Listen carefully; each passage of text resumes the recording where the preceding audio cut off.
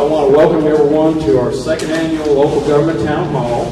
My name is Mark Marbury. I'm the 2nd District Associate Commissioner and MC of the county. After having to sit down, at this time, let's get up, face the American flag, and give the pledge of allegiance. To the flag of the United States of America and to the republic for which it stands, one nation, under God, indivisible, with liberty and justice for all. I want to thank everyone. Can y'all hear me? Yeah. I want to thank everyone for coming out tonight. Appreciate your interest in what I just tried to put together as to provide transparency and access to your local government and on the way up to the state government. Create an avenue for conversation and information.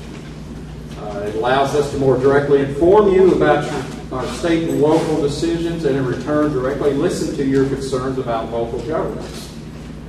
The format tonight will be all the featured speakers will give their presentations, and then we'll take a short break and then have a question and answer session to follow. Over on the counter over there we have handouts, 2 handouts available, which are search-specific data about the County of St. Genevieve for about the last year that concerns county issues. And at this time, well, I'm actually the first one to speak. Okay, as Commissioner of the 2nd District, I oversee an area south of the city of St. Genevieve, including the city of St. Mary, across to Neneth, Kaufman, and back to Weingarten and Ozora. One of my duties is being the floodplain manager for the county, and serve other duties also are as liaison to the Newburgh Port Authority, which includes the St. Genevieve, Modoc Ferry. And another one of my duties is liaison to the Community Center Complex. And now I'm going to turn over the floor to St. Genevieve Mayor Brian Hunt. Yeah. Are you guys okay if I don't use a microphone? I tend to talk with my hands, so I feel like I might notice at somebody or turn it off. So first of all, thank you all for being here. It's great to see so many people taking interest in our local government. There's a lot going on right now. We've got elections coming up, and I think this is a great venue for us to talk about some issues that we're currently facing, local, county, state level. There's a lot going on, and I'll be very brief. I know that the last thing you want right now is some political figure talking at you, that would be me. I don't consider myself a politician. I just consider myself somebody that cares about this community and wants to help in as many ways as possible. So I know you don't want to hear me talk at you for a long time, and I think in my experience, it's best if we have a conversation, a dialogue about the topics that we're going to discuss tonight. I think having an open dialogue and opening up that discussion to all of you and hearing what you have to say furthers that conversation more than me telling you what I think. So I'll be very brief, but I did want to touch on one topic that I think is going to be top of mind for a lot of people that may have come here tonight, curious about what's going on at the city level. And I'm sure you've seen it. You've probably seen some signs. You've probably seen some information in the paper, maybe some discourse on social media, which is about as normal as anything these days. And that's Proposition S. So Proposition S is a joint $10 million infrastructure package that the city is putting on the ballot on August 6th. The Board of Aldermen have been crafting this legislation for some time. We're excited about it. We feel like it checks a lot of boxes for a lot of needs within our community. Just to give you a brief overview of it, $10 million. It's a lot of money. It's almost double what our city operating budget is for an entire year. And that's significant in the fact that we're talking about earmarking around $6.5 million to fixing our existing crumbling infrastructure. You all have driven our streets. I think you understand what I'm talking about. I tell people all the time that I hit the same pothole every day when I take my son to school. I'd love to see that pothole fixed. I'd love to see that whole street resurfaced. I'd love to see it all re-engineered. I'd love to see all our streets re-engineered to operate in the way that they were originally functioning. But that takes a lot of money. And the city has been working on this for some time. Even before I took office, even before some of our current Board of Aldermen took office, the city was contemplating a large bond initiative to fix our current infrastructure. We took that initiative and we combined it with another need, and that's housing. If you've looked for a house in our community, if you've talked to anybody that has looked for a house in our community, you'll find a couple of things. One, there isn't much out there, and very little at that. Two, what you can find is either dated or not affordable. We took that feedback. We took that feedback regarding housing, we took that feedback regarding the affordability of housing, and we partnered it with an infrastructure package that would not only take care of existing street repairs and improvements and get us far ahead of the curve, but it would also provide up to, at this point, initial plan is 152 new single-family homes within the community. The city, and our role in that part of the project, is to provide the infrastructure to that subdivision. We are not real estate developers. Contrary to popular belief, this is not a real estate development that the city is undertaking. The city is more or less trying to provide the infrastructure in order to curtail those costs so that they are not passed along to the consumer. By the city taking that active role, we expect that affordability of those homes we would think that the price tag would drop somewhere in the neighborhood of $40,000 to $50,000 per home. That's increasing the affordability. So not only are we listening to the feedback from all of you regarding lack of housing, but we know that the affordability is also an issue as well. The city is trying, like heck, to answer that bell. And we feel like this is a winning proposal. There's a lot more to talk about tonight, and there's a lot more to talk about with that proposition, and I'm sure we will get into a lot of the facts and a lot of the nitty-gritty. But it's a proposition that we're really excited about. I look forward to sharing a lot more info with you as the night goes on. But I don't want to take up too much time because I do want to get us to our other speakers tonight and get us to the Q&A, because I'm really excited to have a dialogue with all of you and hear your concerns, hear your thoughts, and answer your questions. So thank you very much.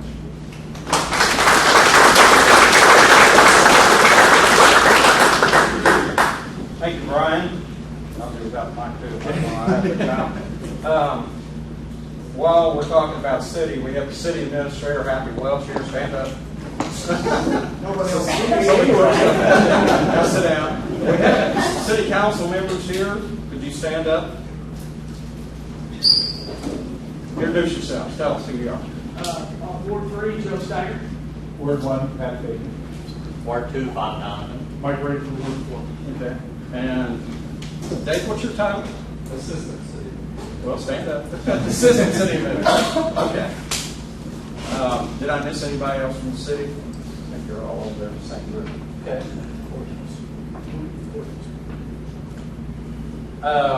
While I'm also talking about officials, we have some county officials here. Sarah Holt's the treasurer. Stand up. Somebody throws up. Okay. Yeah, there was some, yeah. Julie Bova, circuit clerk. Judge Jim Inman. And we have the other sheriff. Oh yeah, the sheriff way back there in the back. And our collector, Lisa Martell.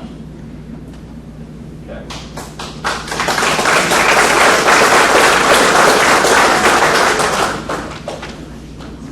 So at this time now, I'll transition into some of the things that the county has done. Fortunately, last winter we had a mild winter, so the outlays for road clearing and salt usage were minimal. A new building was added to the Road and Bridge Department.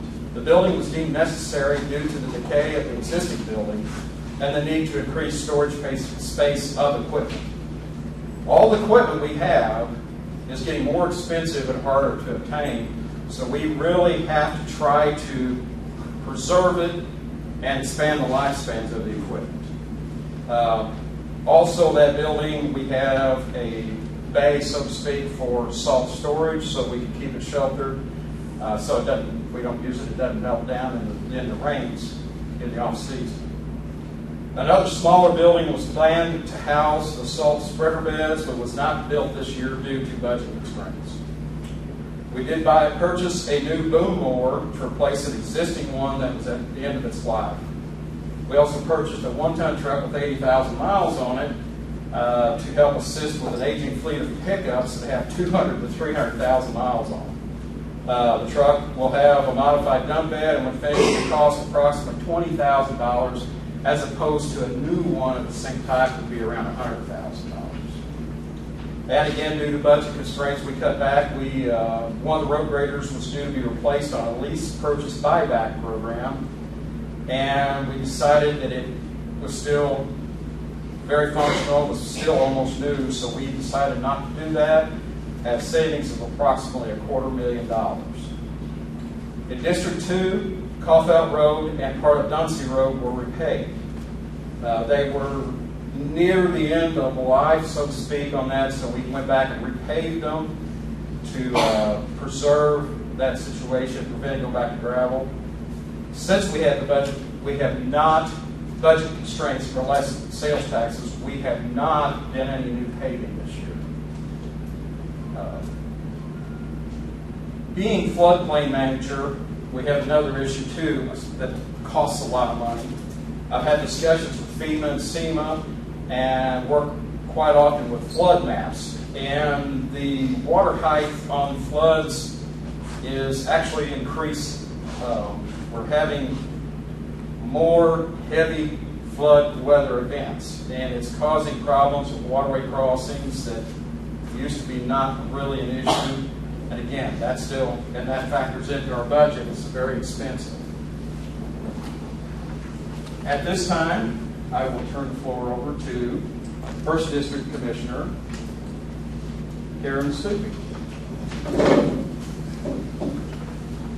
Hi, everybody.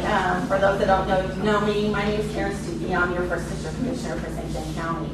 My district is more the northern part of the county, Bloomsdale, Kinsey area, Zell area, some parts of the western end of the county. I'm the liaison for the St. Genevieve County Fair Board, the Extension Council. I'm secretary for the Southeast Missouri Commissioners District. I'm also a member of the City Tourism Advisory Council. Here are some of the accomplishments thus far this year in my district and countywide projects. The box culverts were paved, approaches to and from Display Road and Ditch Road. Those were paved this year. Also maintenance paving on Kinsey Road. We will have to see our budget looks to decide if we can afford to chip or seal or pave any more existing roads this year. A concrete pad was installed in the courtyard area of the courthouse with a pavilion to cover that area. This will shade the area for our employees to take their breaks and visitors to our community to sit and relax in that area also. This area is open for public use also. This was made available through an LATCF grant through ARPA funds. No county funds were used for this project. The fair was very successful this year. We had lots of added attractions for our kids and some adult attractions. There were record crowds at our truck pull and demo derby. It was a great weekend for our community. I would personally like to thank the Fair Board and everybody involved in the community for making this event such a successful event. It really showcased what a great community we live in. The original community center building was tuck pointed and weather sealing work was done here on the original building. We also did some caulking work around the windows to preserve that. The cost of this project is also being paid through ARPA funding. Asphalt work is scheduled in the original parking lot of the community center. This work is to begin in August. This project will be paid for through ARPA funds also. The new roof is complete on the original building of the community center, with the exception of some repair work to repair the wall. A new flagpole was installed at the courthouse by donations with no tax dollars were spent on this project. The paperwork process for the FLAP grant for the 4th Street Bridge is moving along. Also, the paperwork for the Franklin Bridge in St. Mary is moving along with that process available through a PRO grant from MoDOT. The paperwork is also in place for a TAP grant through MoDOT for new sidewalks around the courthouse and a new sidewalk from Pettis Ford Building to the First State Bank into the road on US Highway 61. These are some of the projects that have happened in my district and throughout the county. It has been my honor to serve as your first district commissioner for St. John County, and I will keep you informed about future projects within my district and throughout the county as the year progresses. Thank you for inviting me to speak this evening. I'm happy to be here to listen to my two fellow associate commissioners, our state representatives, our mayor from the city of St. Genevieve, this evening concerning our local governments and the state legislative session. Thanks, everybody.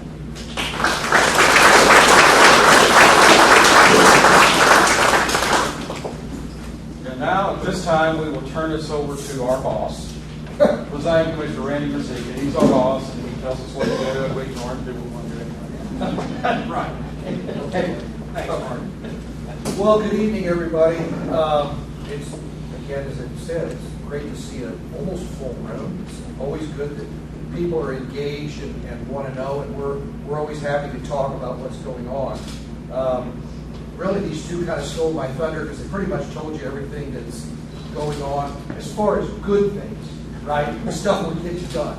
And that's the important thing is, no matter what happens, we do get a lot done, and I can't say enough good about these two and how hard they work and how diligent they are. Now, I'm going to expand or expound here on some bad news, okay? If you read the papers or listen to the news as it comes out of the county, you're well aware that our sales tax returns have been down, sales tax proceeds, revenues have been down for quite a while. That started approximately in the spring of 23. We noticed a downturn. And, you know, initially you say, well, this is just a hiccup. It happens. Tax revenues go up, they go down. People, you know, as with the economy. But after several months, it became obvious this is a trend. This is the new normal. So we were trying to figure out why, and of course the various theories abound, you know, and we could talk all night about what it could be, but all of that was simply conjecture until recently. So through the due diligence of our treasurer, Sarah Ho, who I give credit for finally getting to the bottom of this, we found out that there was a piece of legislation which went through in Jefferson City. It became effective 1st of January 2023. So that's important because that coincides. There's about a 2-month lag between what gets turned into the state versus what we get back from the state. Makes perfect sense. Anyhow, it was Senate Bill 153 and 97. I will spare you the misery of reading you all of this, but I will take a piece out of the middle of it. And essentially what it does is it removes local sales tax as it relates to electrical energy and gas, whether natural, artificial, propane, water, coal, basically all energy sources, chemical, machinery, equipment, and materials used or consumed in the manufacturing, processing, compound, mining, or producing of any product or used or consumed in the processing of recovered materials, and it goes on. And there's a bunch of it. So essentially what that means is that that's where our sales tax revenues went, okay? Because St. Genevieve does not have a great deal of retail, and because we have lost some retail in the last couple of years, that's nobody's fault. That just happens. Okay, that's life, and we live in a town that doesn't have a lot of retail, and a county that doesn't have a lot of retail. Plus, we've lost some big things like the Ford dealer. I mean, we'll never have another new car dealer. Carpet doesn't work like that. That train's left the station. So, with that being said, this is the explanation for why the revenues are down. What do we do about it? Well, you have to be able to adapt to what you have. And unlike the federal government, we cannot spend what we do not have. So obviously, as Mark alluded to, like with our road and bridge equipment, we're buying used vehicles to replace stuff that's aging and worn out. And that is just keeping that fleet running I mean, the equipment we have, and every time I turn around, we got a blown hydraulic hose, or we got this, or we got, it eats money. But you have to have it, or the work doesn't get done. So we're putting the brakes on there. We have had meetings with our fellow elected officials and county employees, and basically have informed them all to put the brakes on. You know, when you set a budget up, a budget is essentially an estimated guess. You base it on what was the year before that, and in a perfect world, you usually figure that the revenues are going to tick up just a little bit to keep up with inflation. Well, we held back last year because we didn't know what was going on, and it's obvious it's going to be even worse this year. What we're concerned with are the actuals. If you look at what we actually brought in versus what was projected, granted it's only July, but we are several $100,000 behind what we had hoped we would be. And don't ask me for the exact number because it changes from day to day. Let's just say it's not good. So, where does all that leave us? Obviously, we can't spend what we don't have, so we are tightening the belt. This year on the road and bridge projects, we did some overlaying on existing roads simply to preserve them, because if you don't take care of what you have, you lose that. There are some people that are not happy because their gravel road didn't get paved this year. We did not do any new paving. This is why. Where it goes from here, I do not know. And I had spoken to Rick about this, and I hope he can shed some light on how some of this happened. And there may even be a way that we can change something. I'm just beginning to figure that process out, and we will see where that goes. Other than that, life is grand. You know, like I said, we're doing a lot of good things, and we're still managing to get a lot done. We are blessed in that we have been the receivers of some really good grants, and we continue to process those. Those are labor intensive, and my hats off to our office staff, especially Michelle, who's able to walk through those minefields and get those things done. And we always actively try to get those grants, because while that money's not free, at least it's available for us, and it doesn't come out of our general revenue. So there's more, but I think I'll just quit talking at this point. I think we pretty much covered the county section. And if anybody has any questions, when we get to Q&A, we'll be happy to answer them. Thank you.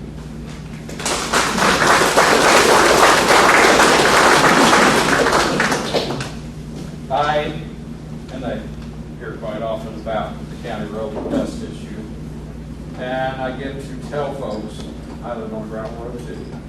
I'm a county commissioner. I can't even get my own road paved, so it's a problem for throughout the budget.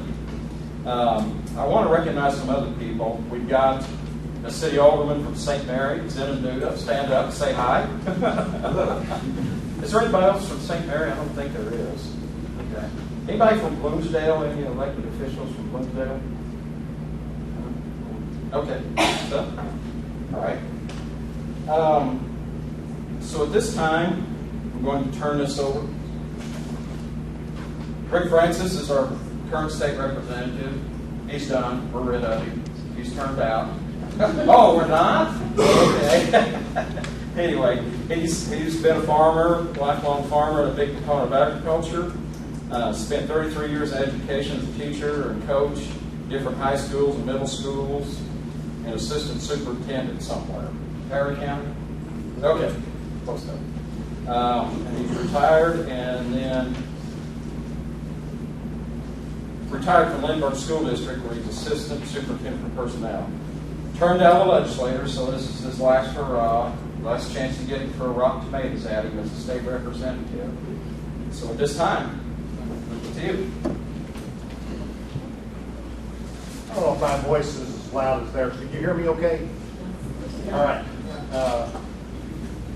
I'm far from being done. I still have until they do the inauguration in January, so if I was done, I wouldn't be here tonight. But I do want to share with you some of the things coming out of Jefferson City. The first thing I want to start with is the budget. And this year's budget, 2025, which starts July 1 and goes to June 30th. So the 25 budget, one coming up, is not quite 51 billion. Now, what I want you to know is last year's budget, 24 budget, was 52.3 billion. Kind of unheard of, isn't it? 52.3 a year ago, and only 51 billion this year. I'd like somebody to do some history, and I doubt that there has ever been a year where we are spending less money this coming year than what we spent last year. So I feel good about that. On top of that, we put 1.5 billion in savings. The state is no different than the checkbook that you have at your house, and so forth. We can't spend more money than what we take in, and so forth. So, we think we need a rainy day, fund in case something happens. So I just wanted to share that with you off the top. But some accomplishments from Jefferson City. State revenue has increased 40% since 2018. State revenue has increased 40%. Almost all of that comes from sales tax. Not income tax, not corporate tax, not fuel tax, sales tax. So when Randy called me and said, hey, we're struggling and we think there's some legislation that has passed, I went to look for it. And I must have dug a little bit deeper because there was a bill back in 2007 where we were cutting sales tax, both the state sales tax as well as the local sales tax for communities, that were trying to entice manufacturing, things like your mines and things like that you have in this community. So he's got a good point. Some of this probably should have been state-only sales tax that was cut and not the local. And so that is something that some of the future legislative leaders that's going to go to Jeff City take note. It's something that we definitely need to be looking at. In Jefferson City, we have had 3 separate tax cuts. One of them was the largest in state history. I also want you to know that we have done a good job of policing our own. And here's what I'm going to tell you about that. We don't want no part of individual Republicans or Democrats that are going to give a black eye to the Missouri government. We have removed 2 sitting Republican House members from the Capitol that had impeachment charges brought up against, you remember, the Greitens. Before he resigned before we had the impeachment. We had 1 House Democrat censored where he couldn't talk or be on any committees. So, I think we ought to be held to kind of a higher standard. And so I think we've done a good job of that. When I entered the Capitol, Missouri ranked 42nd in GDP, gross domestic product. That's the total value of goods and services that are produced. We were 42nd in the country. Today, we rank 23rd in the nation and top 5 in our Midwest neighbors. Missouri now has the 13th lowest tax burden of any state in the nation. 13th lowest in the nation. Unemployment has dropped to 2.1%, the lowest in state history. Actually, our problem is not creating jobs, it's filling them. We've added more than 110,000 jobs to the Missouri economy. We fully funded K-12 education for 8 years in a row. I'm going to give a lot of credit to Mike Henderson in the audience tonight because he was a major player in making sure that our public schools were funded. Not only the foundation formula, but also fully funding the transportation, which fully funding means 75%. But yet our schools, many of them, St. John, Perryville, we're getting like 17, 18 cents for every dollar they spent on diesel fuels running up and down roads picking up kids. Now we got it back up to 75 cents for every dollar spent. And now some of that funding can go back into the classroom where it should. We've also increased teacher pay just this last year. Again, Mike was key to that. So we'll be paying our beginning teachers $40,000 and those with the masters $46,000. That was a whole lot more than the $7,900 a year I got my first year of teaching, so I'm happy for that. In Missouri, 60% of our workforce do not have a college degree. With employers screaming, and believe me they are, we need skilled workers. Jefferson City went to work. We transformed 57 career and technical education institutions across our state, upskilled their workforce with programs like Missouri One Star and Fast Track programs, and we've almost graduated 200,000 workers and upgraded their skills to better help the employers in our communities. We've invested $10 million in semiconductor research for $7 million in critical mineral development. Today, Missouri ranks 4th in the nation for our manufacturing. You can see that we've really been pushing the manufacturing, Tyson companies to come to Missouri. Including cutting some sales tax in there. When it comes to the semiconductors and critical minerals, and soon we will not have to rely on China ever again. Preparing Missourians for the workforce, we've done well. But something that we've not fixed, one of the critical needs of our state that we didn't get done, or I didn't get done, is quality early learning programs. Quality child care for our preschool kids. The lack of early learning programs is estimated to cost our state every year $1 billion because parents can't go to work because they don't have a place to take their kids. In many parts of the state, we have child care deserts. Today, we only have the capacity to serve 39% of our Missouri children in a licensed facility. We have proposed new laws with tax credits, incentivized businesses become partners, and we had a House plan, but the Senate blocked it. Eichel, who was running for governor, was the main person that stopped that legislation. Another issue affecting Missouri children is the fentanyl crisis. Drugs pouring into our country through the southern border. Dozens of our Missouri children were lost due to fentanyl exposure. Folks, that's 100% preventable. So we budgeted and we sent Missouri National Guard, Missouri Highway Patrol to Texas to help Governor Abbott in what's called Operation Lone Star. They're making a difference, but boy, we need the federal government to step up. Just last month, they caught 5 people, Missouri National Guard and Highway Patrol caught 5 people on the National Terror Watch List. Another issue that we didn't get done was initiative petition. For 6 years, the House sent over 11 bills to the Senate on initiative petition. We had a bill that said the voters, if they passed it 57%, then the initiative petition to change our Missouri Constitution, it would take 57% to pass it. We sent over a bill saying 54% to pass it. We sent over a bill saying 50% plus 1 vote, and then if 5 of the 8 congressional districts pass it. The Senate couldn't function. Primarily, one year it was Mary Coleman, and the other year it was Bill Eichel that filibustered and stopped that legislation.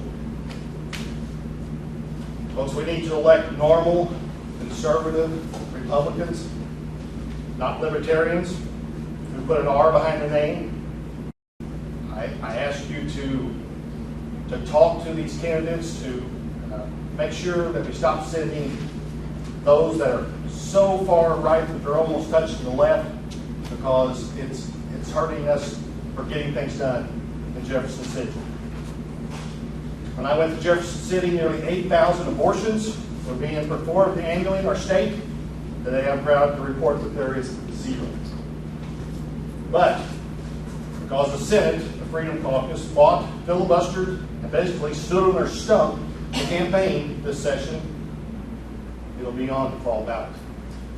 The abortion will be on the ballot. And I worry because the campaign for abortion has, last I checked, $14 million in its bank account to advertise and so forth to pass abortion. Infrastructure is probably the thing we did the most good in. I voted for the 4-cent sales tax, gas tax. The ultra conservatives hate me, still hate me. And while the road and bridge repairs might not be the most exciting topic, it certainly had an impact in Missouri. We repaired or replaced over 1,000 bridges across the state. We've repaired 17,000 miles of roadways over the past 5 years, about 50% of our roads. Over $200 million spent on lettered roads. Expansion of I-70 is starting. We're going to have 3 lanes from St. Louis to Kansas City. I-44 is going to have 3 lanes from Raleigh to Joplin. Divided highways for 2 lanes from Poplar Bluff to Arkansas, making Highway 67, all divided highways. 3 lanes from Festus to where there currently are 3 lanes there in South County. And today we rank 2nd in the nation for road and bridge projects and 11th in the nation in cost effectiveness on building our roads. And don't forget, we have the 7th largest roadway system in the nation. So we have a lot of roads to take care of. Broadband, over $400 million for broadband expansion. We're slowly providing more internet access. Government moves slow, no different than with broadband, but we're making some progress. It has been an honor to be a state representative. And if I was asked to do it again, I would. Maybe a few less unprecedented events like duck boat crisis and floods, droughts, and tornadoes, and civil unrest with Michael Brown, and train derailments, or a little thing called the global pandemic. And plus all that, a liberal federal government making poor decisions. Have there been critics? Absolutely. But critics are a dime a dozen. If you see my wife, thank her. She's the one that was feeding the cows in the mud and snow and everything. I thank all the local folks. You've been so supportive. Helped me so much when we were trying to secure funding for the wall, the Justice Center, Rankin, the Dinosaur Museum. I'll just leave you with this. If you're driving down the road, country road, and you see a terrapin on top of a fence post, you can bet it didn't get up there by himself, and neither did I. Thank you.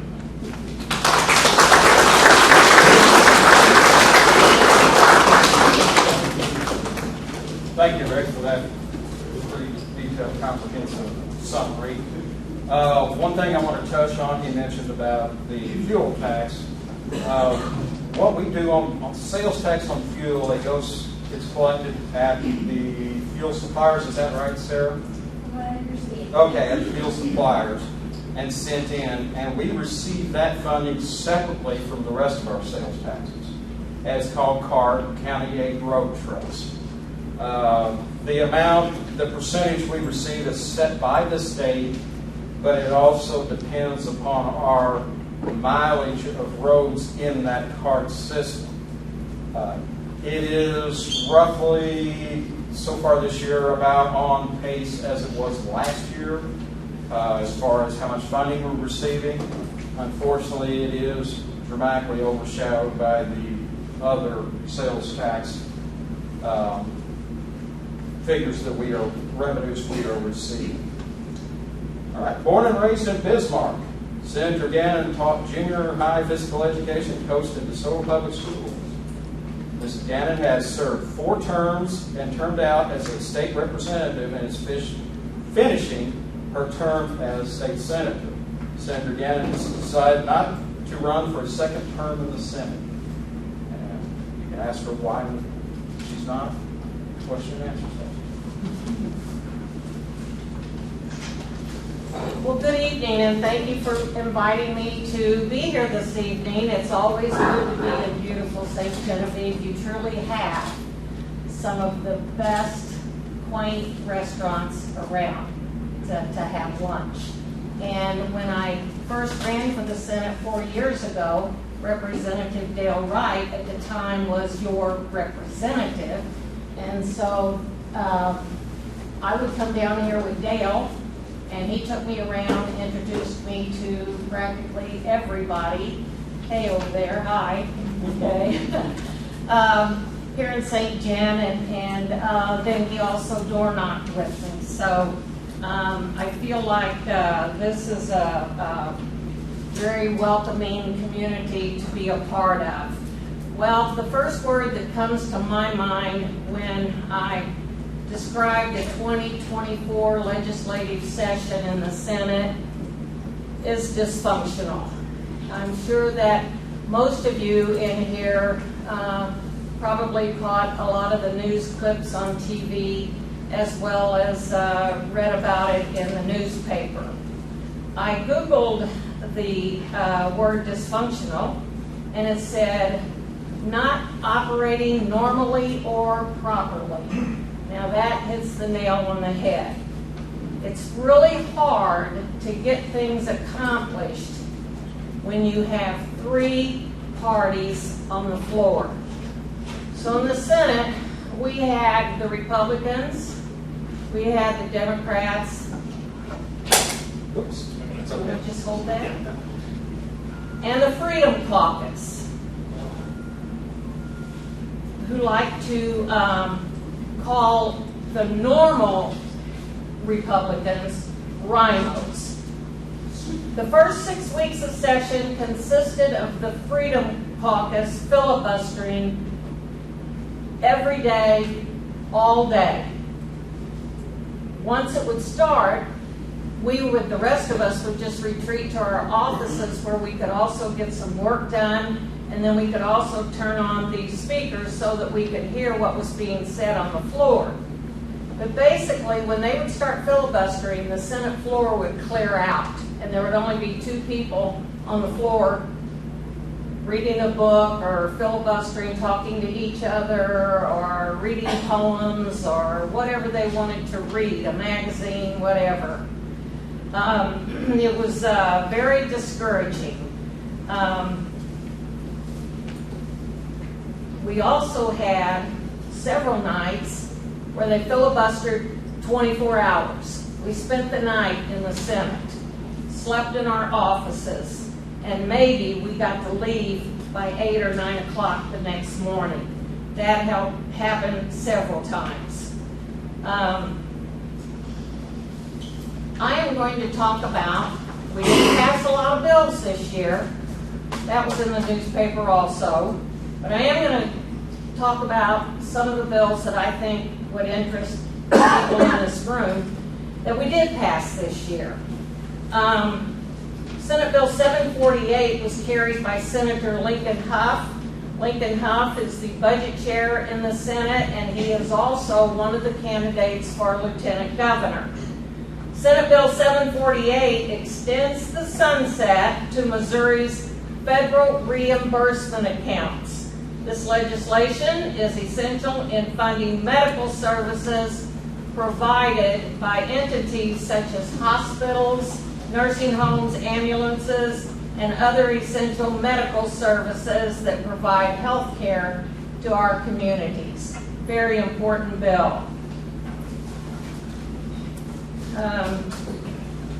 Next, I'll mention Senator Luetkemeyer out of Kansas City. He carried and passed Senate Bill 756, which strengthens property tax relief for seniors. How important is that? This legislation also lowers the eligibility age to 62 and ensures all seniors benefits.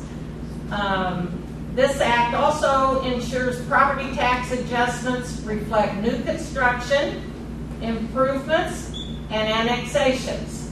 Counties must notify local subdivisions of total credit amounts annually, promoting transparency and accountability. This bill upholds first responsibility while supporting our senior citizens. Senator Trent carried Senate Bill 895. Okay, I think y'all are going to like this, especially, well, just listen. Senate Bill 895 ensures that no government entity can pause an eviction proceeding unless authorized by state law. This bill strengthens property rights by empowering the property owners with more control over how they handle eviction proceedings, reinforcing their legal rights to manage their property. Additionally, it limits government intervention in the eviction process, keeping bureaucratic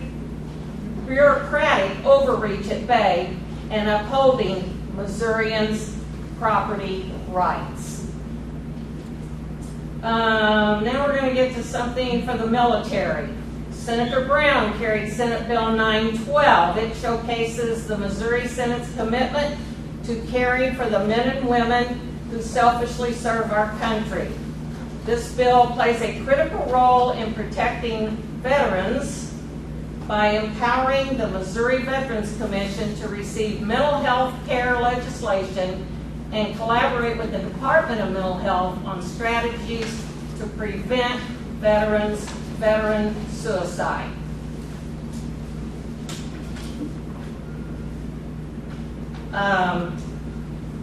Representative Taylor carried House Bill 909, and I carried it for him in the Senate, and it did pass. What this does is it repeals the requirement that county committees hold their meetings within the seat of the county in advance of a primary election. Okay, so that repeals that. The committee meeting does not have to be held in the county seat. It can be held at different places, wherever it's determined. The last one I'll talk about was carried by Senator Mary Elizabeth Coleman out of Jefferson County. It's House Bill 2634, and Representative Smith carried this bill in the House.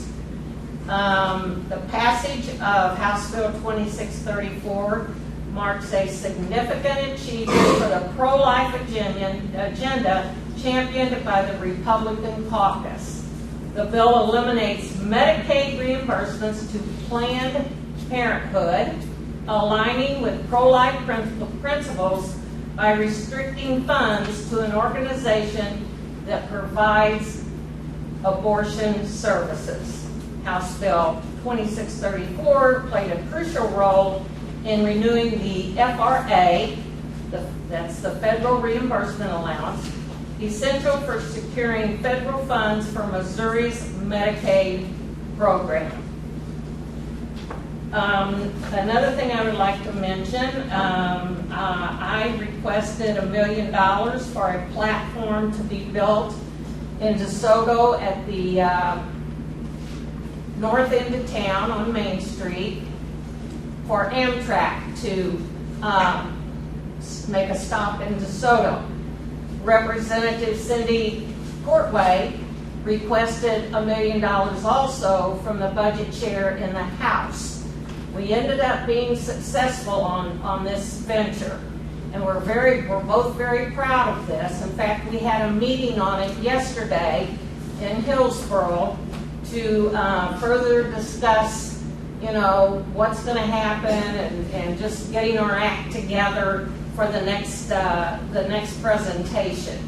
So, for those of you that live in St. Genevieve or this area and you want to hop on Amtrak and you don't want to drive to St. Louis and park your car at the station in St. Louis, not knowing if it would be there when you got back home in a week, then you can drive to DeSoto.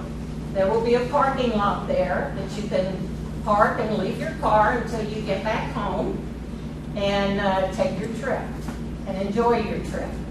I know my husband and I, we have a son, and wife and 2 grandchildren that live in Dallas, Texas, and Amtrak will be going to Dallas, Texas. So first time it stops in DeSoto, we're getting on that train. So keep that in mind. I don't know how long the timeline is on this. Representative Courtway's here this evening. Do you know, do we have a timeline on when this, we got, what do you think? Not quite yet, but hopefully within a year. Within a year, that's kind of what I was thinking. So that's something I know that the people in DeSoto or in the surrounding area are definitely looking forward to. It was mentioned earlier that I would not be running again. I chose not to seek a second term in the Missouri Senate. I absolutely loved serving in the Senate. It was just an amazing experience. But the bottom line for me was, it's time for me to be home. I've spent 12 years in Jeff City, and I have two children in Dallas, Texas, 2 grandchildren in Dallas, Texas, and 2 grandchildren in London, England. So don't get to see them very often. So I'm hanging it up, and it's been an amazing experience. I've met so many wonderful people, and I've always said that the best part of any job, I don't care what the job is, the best part of any job is the people you meet and the friends you make. And I taught school for 32 years. I have wonderful friends there, and I know that from my time in Jeff City, I have made really wonderful friends, and I know that we will continue to keep in touch also.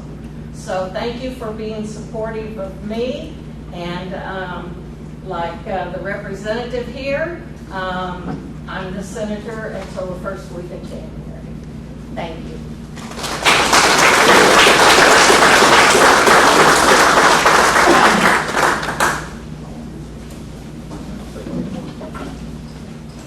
At this time, I think we'll take about 5-minute break. I will do that. Take a 5-minute break. Gotta get up, stretch our legs, things like that. Yeah, this thing's pretty tricky. Then we get back, I will point out all the candidates. Our crowd's kind of padded with a lot of candidates being election year. We'll recognize those, and then we'll go into question and answer session. So, about 5 minutes.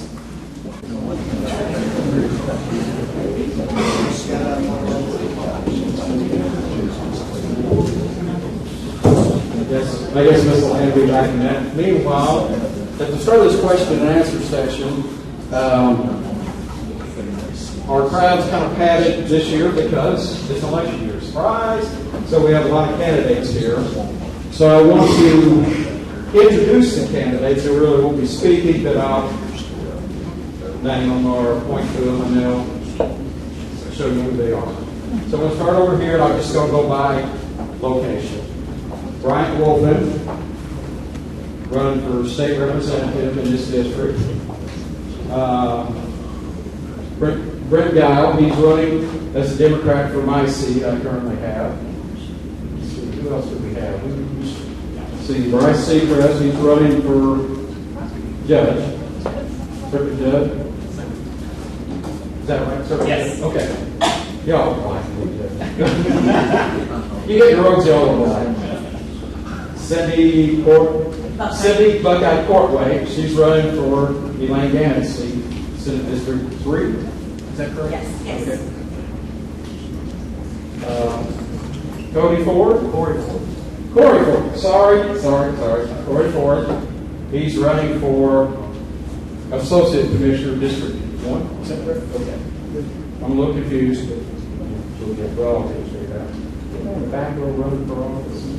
So. Gerald Ford, he is running against Brock Seacrest. He is the city judge. Kenny Williams is running for my seat in the primary.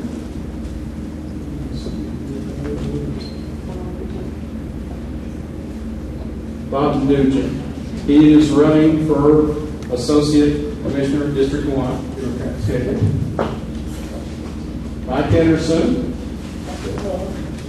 running for Senate District 3. Dave Soto, he's running for state representative in our district. Lisa Marshall, running unopposed as collector. Must be nice. Try that out sometime. Doug Albert is running for the state senate. Democrat? Yes. Okay. And anybody else that I did not get that is running as a candidate, if I miss somebody, well, there's a sheriff back there, he's running unopposed also. Must be nice. Any other candidates? Anybody I missed? I don't want to miss anybody. Your candidate, stand up. You gotta be. Okay. So we've gone through that. So now this time is our question and answer session where you get to ask any of us. I'm still like that. Hopefully she'll be back soon. Any of us, we're going to, since we have a lot going on, emotions are running high. I get it, it's election year. I get it. My emotions run high too. So let's all try to keep an even keel and not beat up on each other too much. Rick. Anyway, basically I'm going to try to limit to one question right now so that everybody else gets a chance, whoever's interested, to ask a question of any of us. Oh, by the way, Karen Stupi is a candidate running for re-election, and I am running for the seat that I currently hold. I was appointed to it by Governor Parson a year and a half ago. So anyway, she's back. I think she was fighting. She didn't want any neighbors to happen. So I'm going to put this microphone up here. If you have a question, come on up here. Our boogie lights are working, so have at it.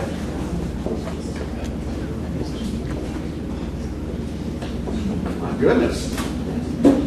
Hold on, Jen. We got the bank president here. Okay. I'm not sure who to direct this question to, but has the county started or taken an initiative to research the online sales tax, e-commerce, some people call it internet sales tax? I understand other contiguous counties have adopted that, and it's very lucrative. So I'm not sure who to direct that to, but if the panel could comment on that, that'd be great. I'll take it. You two can chime in here. We've had quite a bit of discussion regarding that, and yes, we are considering it. There's approximately, I think, 62 counties in the state of Missouri that currently have a use tax. Our neighbors all have it, and what that is obviously if you buy something online, any of the larger vendors, of course, Amazon, whatever, it's automatically put on your bill. Well, and then it's figured by where you live, obviously. It would have to be passed by a vote of the people. It would have to be a ballot measure because we cannot impose any tax without the approval of the public. I think it has a great deal of merit for a number of reasons. First of all, we don't have a lot of retail here. There's just not that many places. There's a lot of stuff you can't buy here. And I hate it. We all try. I try. I try to buy as much as I can here. Sometimes it just doesn't work. And of course, there's a convenience factor. I think post-COVID, people got used to just shopping online, and it's just accelerated it. And it is a loss for the county. That revenue is a substantial loss. But as of right this moment in time, when and if we're going to put it on the ballot, I have no answer. We're still doing our homework because it has to be presented properly. Ballot language has to be worded properly. It's been tried at least 2 times previously that I'm aware of, and it failed both of those times. Simply because when you put the word tax in it, a lot of people just tune out and say no. Okay. The beauty of it is you really wouldn't be paying. Okay, if you leave the county, if you buy something anywhere outside of our county, you're paying whatever that local tax is. So for the most part, it wouldn't cost you that much more. If you're buying online, you're already paying the state portion of it, which is the base tax of 4.225%. If the voters were to approve it, and if St. Genevieve would adopt it after that, it would add, I don't have the number, I want to say it's like 2.875 to whatever your percent, to whatever you're buying over this current state tax of 4.225.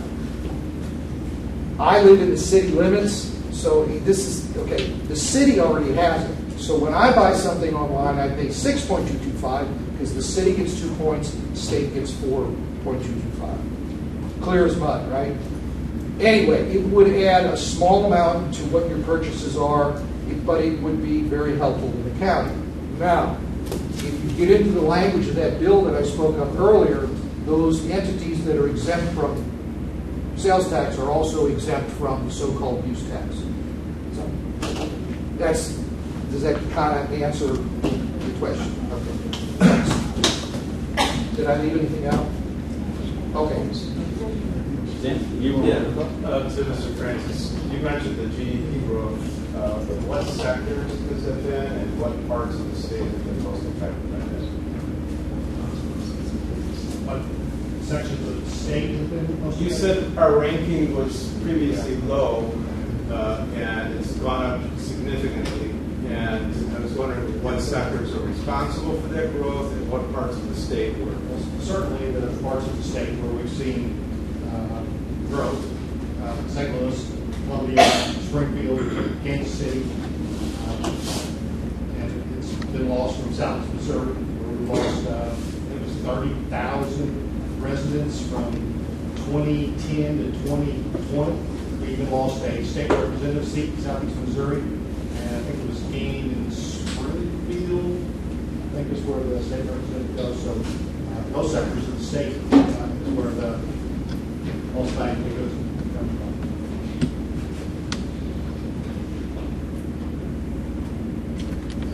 Go ahead.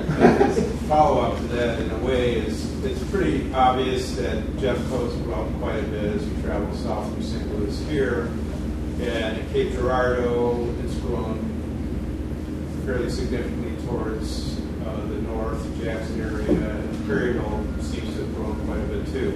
So given where we're located, are there any projections for our area as to what we can expect in terms of growth in the future? Will the two grow towards each other? Any ideas on that? They actually, in the census, it was pretty well stacked. There's like 18,800 residents in Perry County, 18,600, I think, in St. Pretty close. Yeah. People living. So the areas that have grown, what are the factors that are responsible for their growth that we may then mimic here? I think it's some of the things that Governor Parson has done. Mainly we see growth where we have skilled workers. That's where we're seeing manufacturers and so forth go in. It used to be that they would look for a tent or something like that built. Now all the manufacturers out here, they're looking for where are their people that can work. That's the main issue. And I think that really is kind of a limiting factor for us as a small populous county.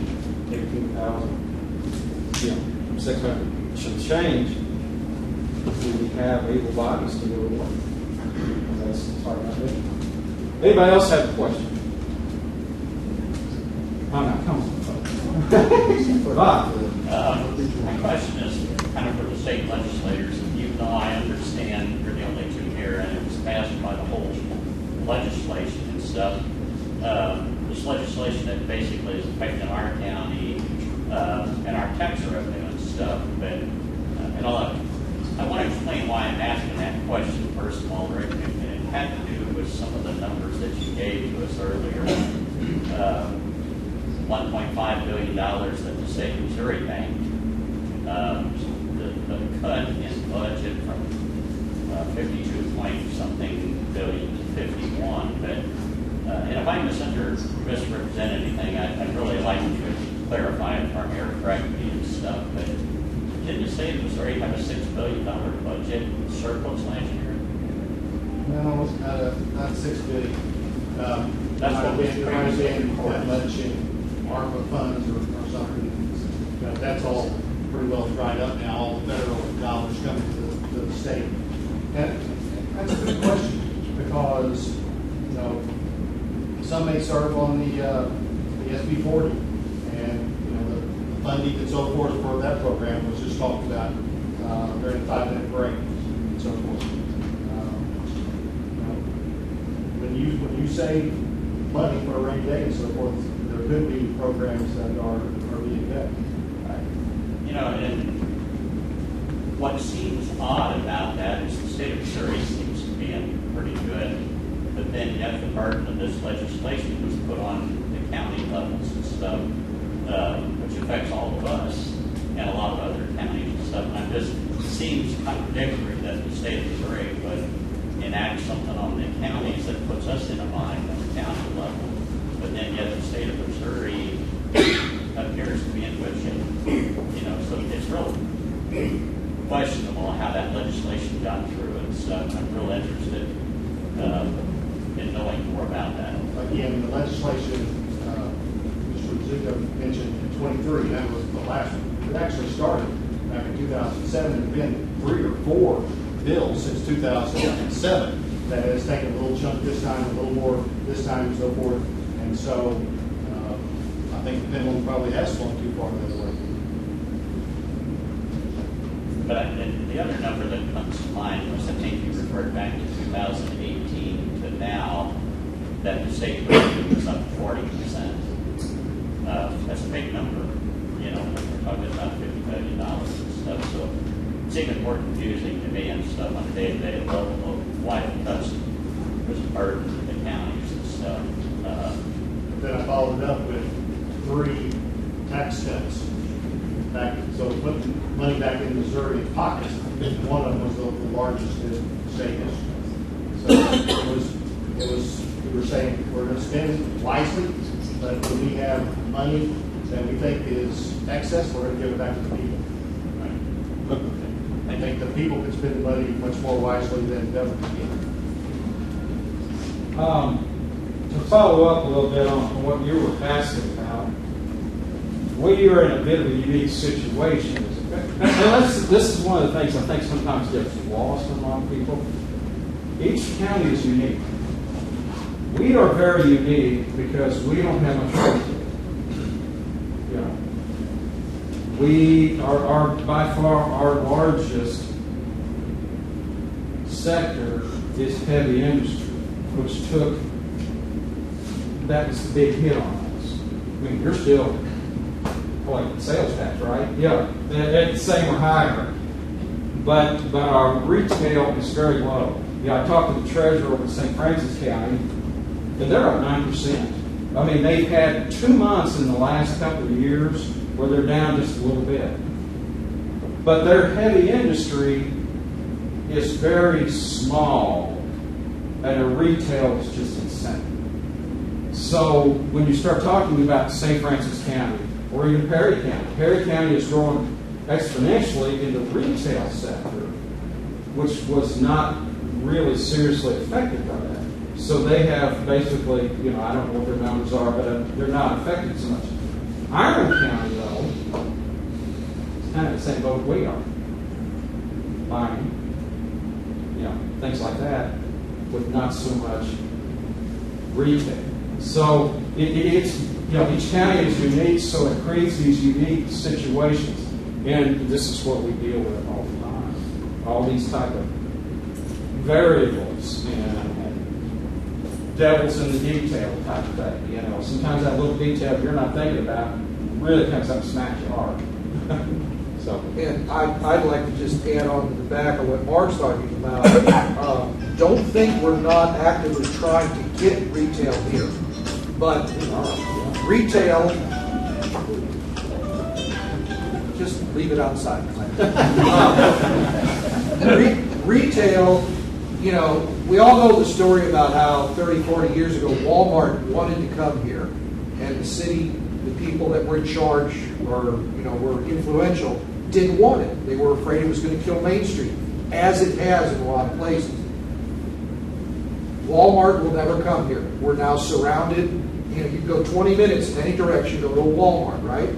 Well, once those anchors go in places, then when other businesses look for retail, they do their feasibility study and they go, well, why would I build it over here? There's nothing here. We'll go to St. Francis, we'll go to Perry County, and so on and so forth. It is a problem. We're working on it.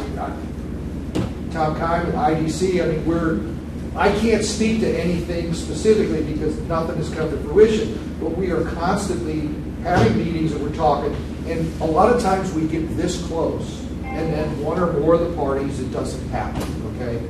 Someday it's going to happen, right, Tom? Okay. And once that happens, then your best hope is that you develop an area and then it feeds off of itself. And ultimately, that's what we would like to happen. The county is prepared.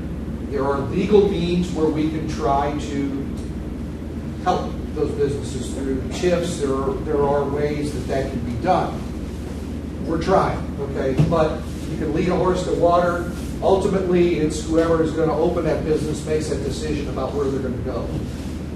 Some encouraging news, of course, a lot of you probably know about the old Zora truck stop. A part of that has changed hands, and these partners have leveled most of it, and it's going to get redeveloped, and we're going to get some retail there eventually. How long that takes, I don't know, and we're actively trying to work with it. We would love to see a hotel go in somewhere here. We need a hotel. We need it. That's another huge gap. It would be a huge revenue generator because when there are large events, we've got all these beautiful wedding venues and all this, and people have a destination wedding, and there's nowhere for anybody to stay. Where do they go? Perry County, Festus, whatever. There's a need for that. So we recognize that need, and we're trying to make it happen, but, you know, it is what it is. So, anyway. Go ahead. First of all, I want to thank all of you for your time, what you put into it for this county, trying to make us better. I've got a question on this property tax protest. Where will we stand on that? Are you referring to Wholesome? Yeah. It's currently at the Missouri State Tax Commission. If the stars all align, the decision would be made in the spring of 25. That's where it's scheduled to be. Why on earth it has taken this long, I have no answer. Because that was sent there, this has been in protest for 3 years, I think. Now we're in the third year. That's a massive amount of money. That would help, wouldn't it? It would certainly help. If Wholesome would come on board, everybody's property tax would go down. Because there are formulas for all of this. Don't ask me to explain it because I can't. The assessor's not here. But when it reaches a certain level, then it reduces the amount of income, then it reduces what it costs all of us. All of our property taxes would go down. And we would have more money on top of it. Okay? So all that money that they're paying in protest is sitting in, it's being held in escrow. Yes. And we can't touch it. Well, we could. We could, but that wouldn't be prudent because if we take it and then we lose the case, we have to pay the money back.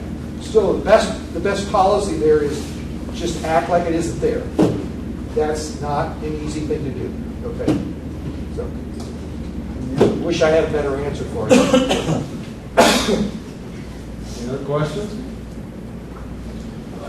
If we go back to that last topic, we talked about, you know, the county's losing those sales tax dollars for the energy companies not paying that sales tax. And it hits St. John County specifically because of the way it's written for us, because of the unique nature of us. It seems, smells from a distance that it's lobbyists going in there and writing special bills at the state level for certain industries and giving them these tax credits or not having to pay those sales taxes. So how can we look to you at the state level limiting that revolving door of representatives getting elected, spending a couple of years, and then turning into lobbyists and coming back into Jeff City and doing these special deals and screwing over counties like ours. So is there anything else being done to try to stop that revolving door of politicians turning into lobbyists?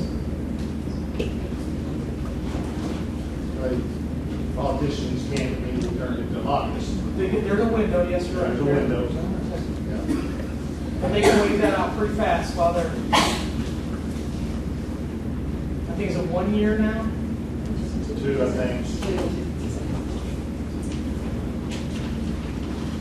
I don't think I'm going to answer that problem. I'm taking the money I call that's not happening, unfortunately. But, yeah, I mean, we have Certainly, you have lobbyists who represent manufacturing companies. They have a job to do. They're trying to promote what's good for their company. And but we have probably closer ties to our county officials than we do to any lobbyist in Jefferson City. And so it should be us listening to the county and to the people who sent us there, to vote the right way rather than vote because of the way some lobbyist comes in. I feel very confident in all the state representatives that I know in this room that are voting because that's what their folks back home wanted to do, and not because they're going to make a friend as a lobbyist in Jefferson City. So I just don't see it happening, but I appreciate the question.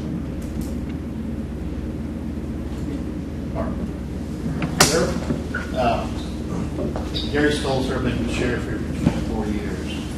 And I usually don't say anything. I probably shouldn't say it tonight because I usually operate just staying under the radar. But going back to this bill that was passed, I want to clarify a couple things. I think back in 2007, the state foregoed their taxes on this thing. And then in 2022, 2023 is when they passed 144.5054. That's when that was passed. And what really smells about the whole bill, I can't find one elected official, whether it's county official or our associations we belong to, nobody was told about this bill and how it would affect the counties. And not only was this put through twice, it was put through twice. Once in 22, 23, and then again, it went through and was voted on and signed off in 23 because this bill was amended. So the bill was voted on once. None of us ever heard a word about it. Then it's voted on again. Governor signs off, everybody signs off. And still, no associations and no public officials in our county, and many counties I've talked to have heard a word about it. You would think that one official, Democrat or Republican, would come to the county and sound the alarm about what's to happen. I had my sales tax in since probably 05 or 06. It's going to affect our sheriff's office $300,000. But you take everything that's going on in our county, it's going to probably be over $1.5 million when you include the ambulance district and everybody else. Why was no one told about it going through? I mean, this smells so bad at big business because we're sitting here with how much in escrow. Who are we fighting? These businesses are behind changing the laws before we can even get the money from what we're supposed to be getting. They're back here trying to change all the other laws, but no legislation is telling us. And if I'm wrong about any of that, tell me, but tell me why nobody sounded the alarm to tell us we were going to have a deficit like this. Again, I usually try not to say nothing because I get pretty passionate, but this is, in 24 years, I never dreamt that legislation, so we pass the taxes here. Local people vote on it. I never dreamt that legislators should come along and say, oh, you don't get it no more. I don't think any of us sitting here ever dreamt that. I should have known that maybe, but I didn't. But I never dreamt legislators in Jeff City can erase taxes that the people of St. Genevieve vote on for St. Genevieve. Especially, anyway, I'm off the soapbox, but if you could please answer why nobody would tell, that nobody knows about it. If it don't smell as obvious, I would love to know. David, I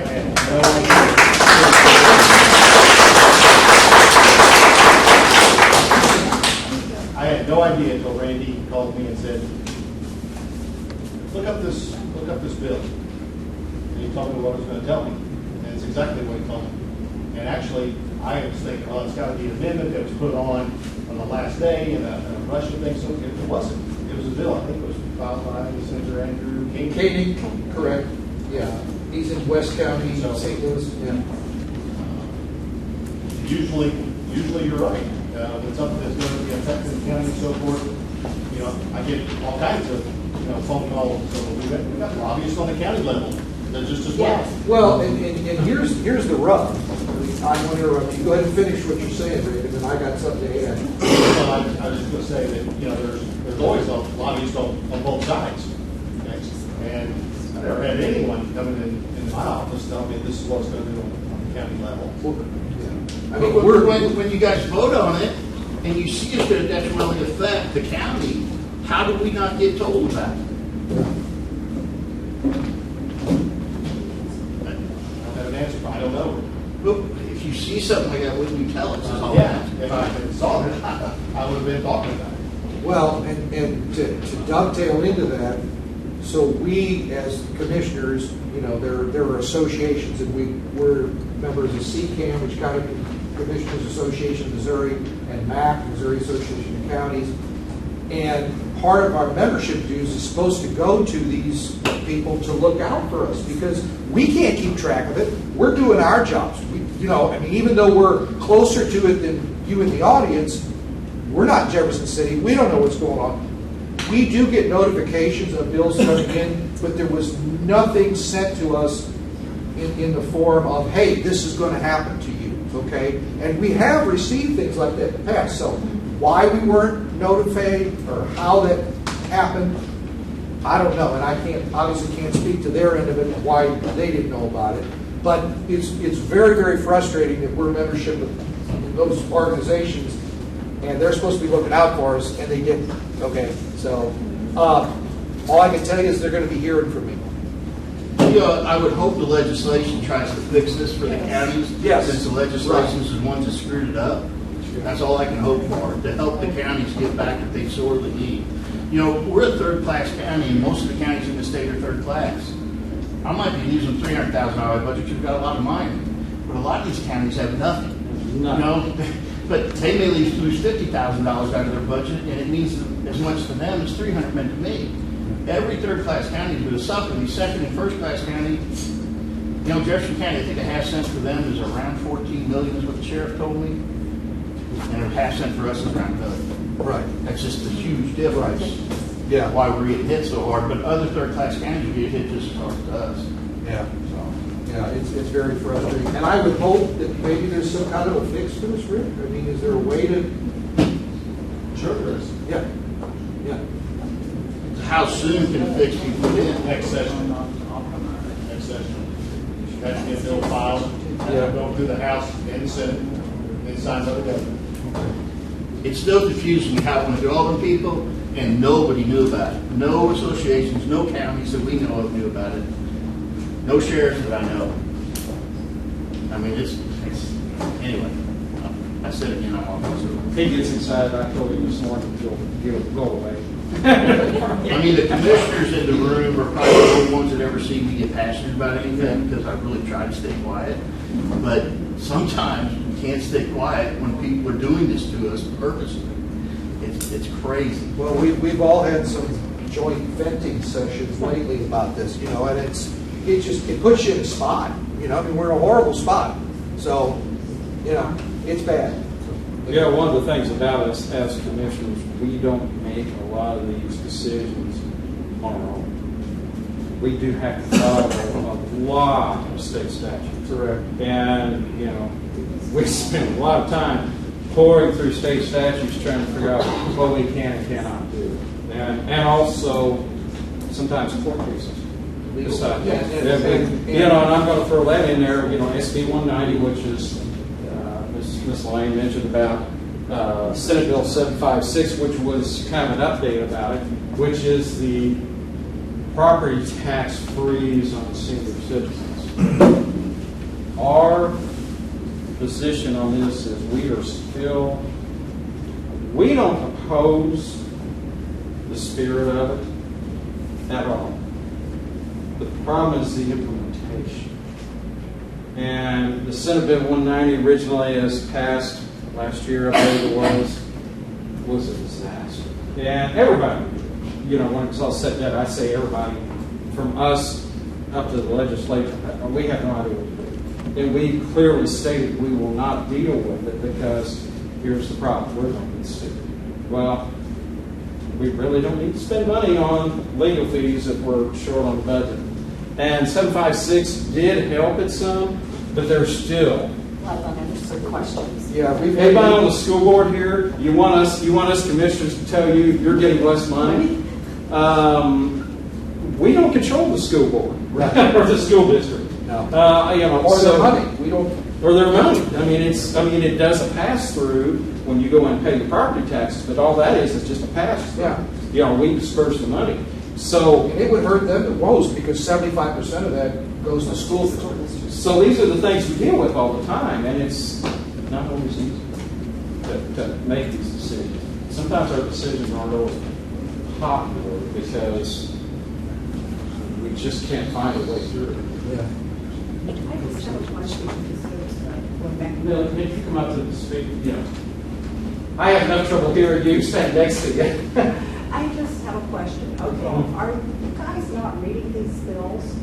I think that if you go to vote on something, you should have read it yourself, and you shouldn't vote on it if you haven't read it. And if it went through all of our legislators, and nobody seems to know anything about it, we've got a problem with the people we're sitting here.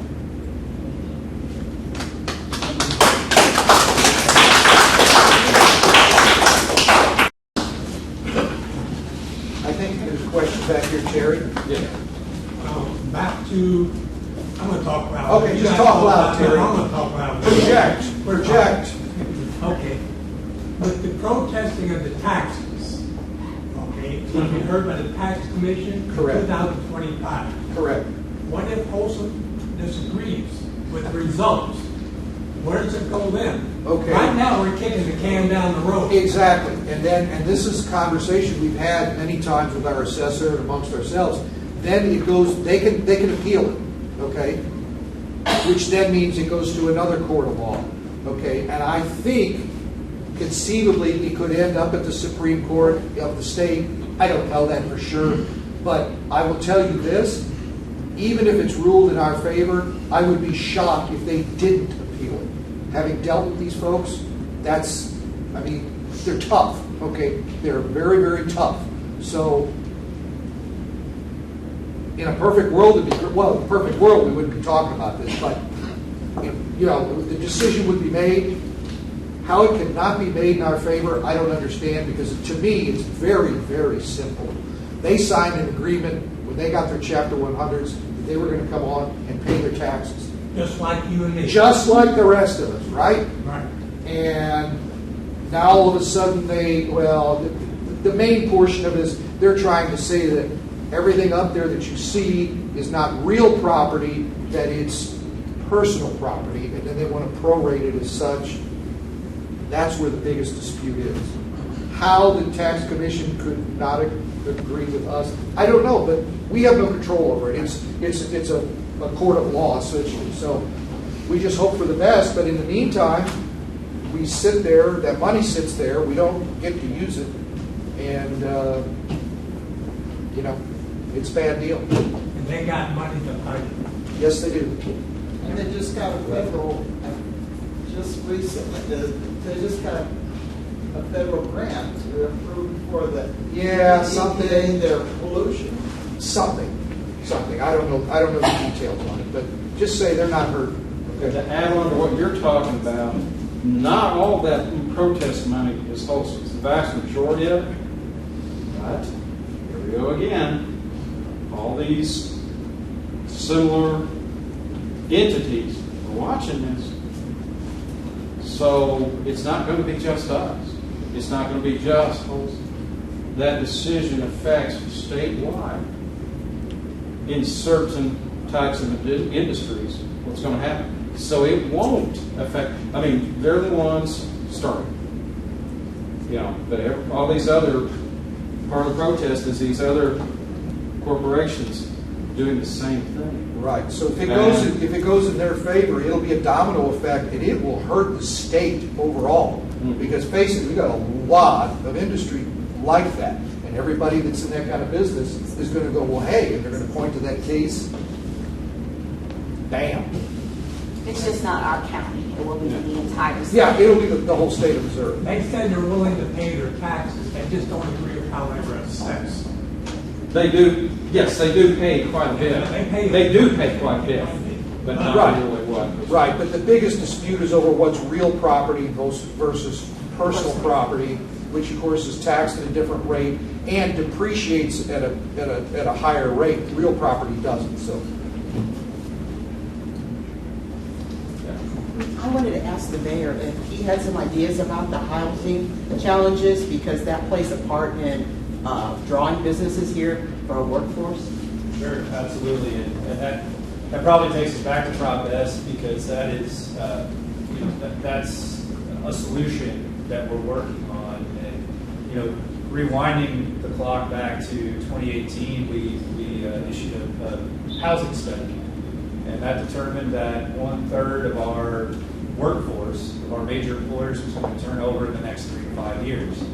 So we were aware of a looming housing crunch before it was even coming, and have been working on a solution since that point.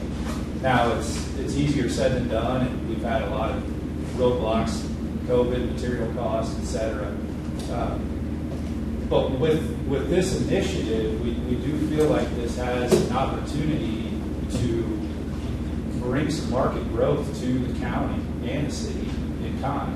So the initiative was championed by our local IDC, that the city had some ground along Progress Parkway on the south side, and the Archdiocese had ground on the interior side closer to our cityscape. They initiated a land swap, so the city and the Archdiocese did a like land swap, and the city obtained 49 acres closer to Parkwood and Bosler Drive, with the idea that we could take Bosler out, connect the two sides of the city, and potentially develop that area. Since that time, we've engaged in a number of conversations with developers, trying to determine a path forward, because this issue is twofold. It's not necessarily just the number of rooftops, it's affordable rooftops. That was the feedback that we garnered through multiple surveys that were initiated to the residents, and it was part of the housing study that was done some years ago as well. So the city's involvement there in this project is specifically designed to not only provide rooftops or to help initiate the construction of rooftops, but to also try to bring that starting point on purchase price down. If you left that ground or turned it over or sold it to a developer and had them develop the entire area, you can expect that to add $40,000 to $50,000 per home just in their development costs. So the city getting involved in that part of the project, we're hoping to drive those costs of those homes down to a more manageable level for anybody looking to buy a home. It could be somebody downsizing, it could be a young family looking to find a starter home, it could be a move-up home from somebody, maybe they had a home as a single person and now they're a young family, they need a little bit bigger space, they've outgrown their current space. This would provide multiple levels of housing price points that would service a lot of needs right now. And what it would also bring, and I know that a lot of real estate agents and bankers in this room, there's no churn in the marketplace right now. There is no natural churn where you have your starter home, you move up to this home, you move up to this home, and as you move, your home becomes for sale, and you create a cyclical kind of marketplace. We don't have that currently. And Prop S is designed to help us provide the funding for that infrastructure. It is solely for the infrastructure and with the sole intent of trying to manage those costs for anybody trying to buy a home within the city. And that snowballs, right? That takes us to a retail conversation. We can all agree more rooftops, more people, population density, that generates more retail. It would be hard for any one of us to try to entice an employer to open up a large facility or any kind of facility here that would employ people when, if they looked at our real estate market and they looked at the available rooftops we have, and there's very few. It's hard to entice them to move their operation here if we don't have a place to house all their employees. And this conversation just continues to snowball, right? We have a lot of different avenues that we can take it. But from the feedback that we've heard in trying to bring new retail, and I know that the commissioners have been at the forefront of this conversation, I know that a lot of our IDC partners have been at the forefront of this conversation, it always comes back to, where's your population? How many people are going to be patronizing these stores, right? We don't have enough. The numbers are never there. And I think Representative Francis here kind of hit the nail on the head when we mentioned stagnation in our population growth. I mean, 18,600 in the county. Let's take that down to the city level. Go back 60 years.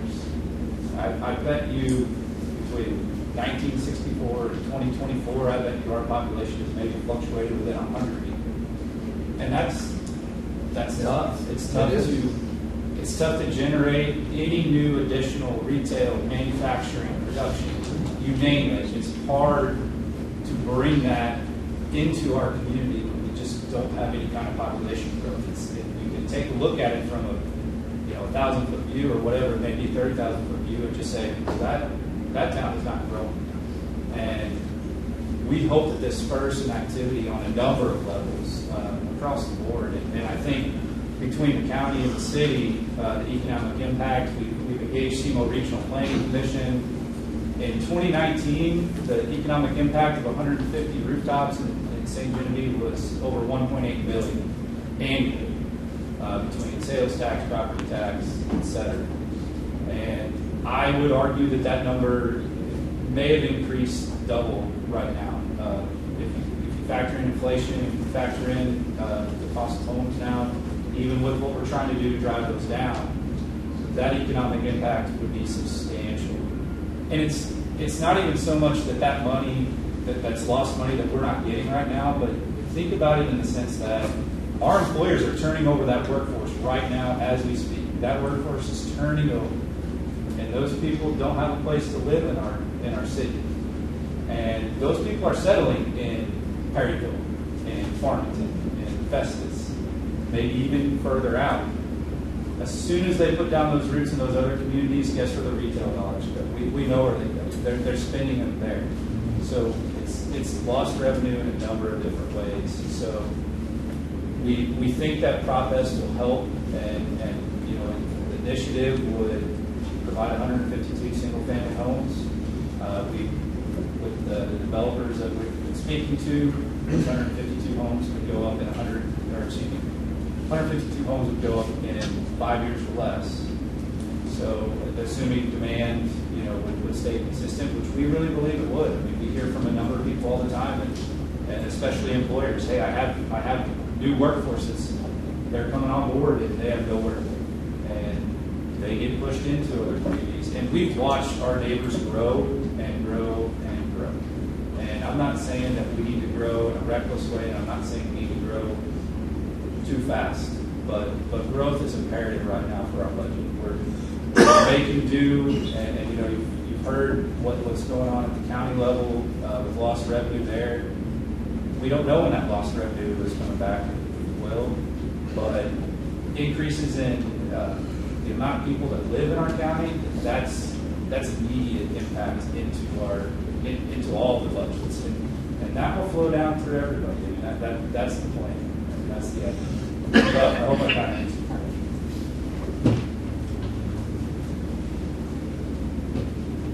Anybody else? Mark, I got, Elaine was talking about, back to that personal property for the seniors. They rewrote the bill. You were saying before, we'd get sued the way it was worded before. Now they rewrote it, but they still leave it up to the county. If they would have just wrote the bill where you had to do it, what would you done, if you would have lost the money? I mean, it was, it's left up to the counties to, whether it's going to be implemented on it. So to me, it feels like a useless bill because nobody's doing it. There are some counties doing it. It's I think the more populous are doing it. My theory on it, I'm going to say theory, is that they can do it because they have the resources to weather those losses.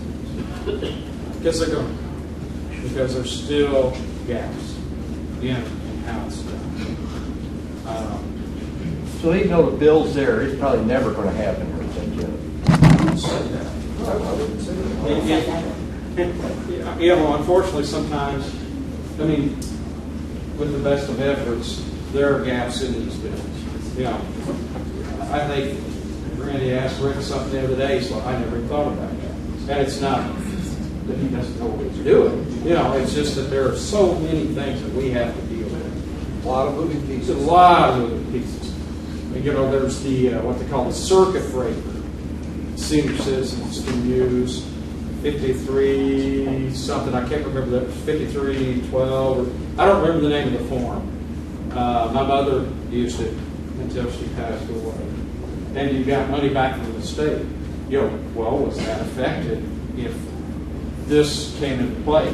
And Linda Wagner, our assessor, she says, why didn't they just increase that instead of getting into this one? So, no, I'm not going to, I wouldn't dare say we're never going to do it because we don't have the problem, as I said, with the spirit of it. It's just we don't want to risk that liability.